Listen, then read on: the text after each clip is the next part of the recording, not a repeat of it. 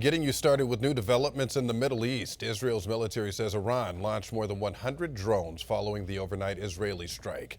President Trump now meeting with national security. Natalie Brand reports. People in Israel are bracing for retaliation by Iran, stocking up on food and essentials. I hope everything will be quiet.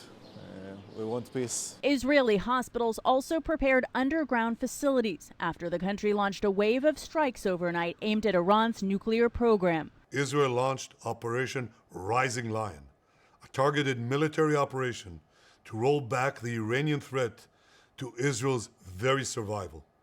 This operation will continue for as many days as it takes.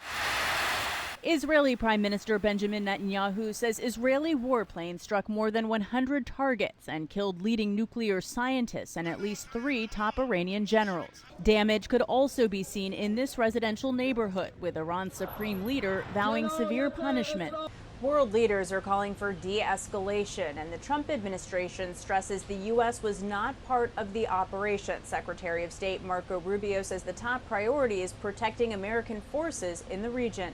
President Trump on social media warned Iran it will only get worse unless they come to the negotiating table, saying Iran must make a nuclear deal before there is nothing left. Dan Raviv is a veteran journalist covering the Middle East. What he put on Truth Social this morning means that he does see the Israeli airstrikes as a leverage on Iran. And he warned that more attacks are planned and they will be more brutal. That indicates that he is in on what the Israelis are planning. Iran state media says Iran no longer plans to participate in nuclear talks with the U.S. that had been scheduled for this weekend. The U.S. still hopes to resume them. Natalie Brand, CBS News, the White House.